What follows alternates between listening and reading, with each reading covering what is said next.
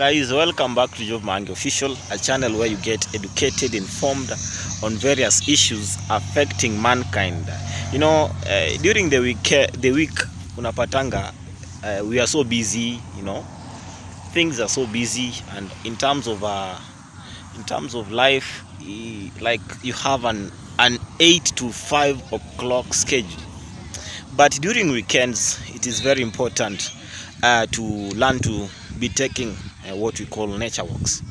For instance, nature walks, the first thing that it does to you, relax your mind, inakusaidia mazi ku relieve all the stresses. Hakuna ile feeling yenye unakuanga mzuri nayo unakuanga nayo, especially when you're taking a nature walk. As you can see on the other side,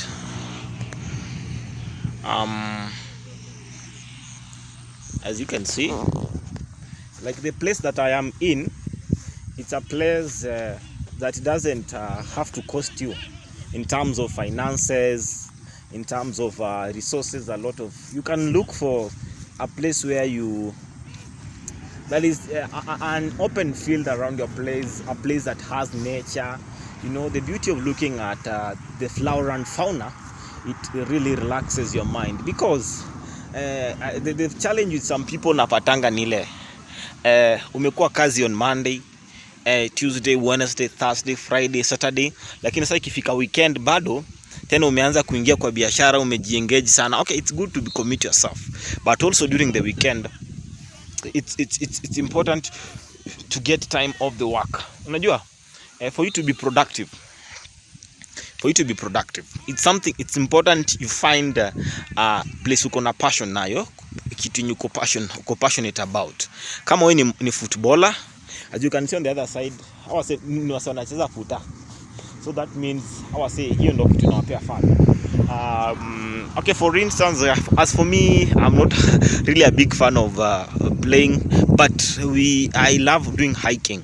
For instance, hiking, kitu inakusaidia ni ile inakusaidia like to be healthy, you do exercise, and these are things that you should do regularly. Kuna kitu inaitwanga heart attack. There is a common disorder of heart attack and other lifestyle diseases. The only way that you can be able to beat such lifestyle diseases is by taking nature walks. It's by doing exercises. And for instance, kama uko na, some of you may be saying that naishi kwa ploti yenye hakuna nini, naishi kwa ploti yenye hakuna space ya kufanya exercises, but inside your house, by the you can do a lot of, you can have a look at those birds flying. Wow, that's nice. So nice. Even the beauty of nature. Yes. Wow. Like the place that I'm in, it's a swampy place.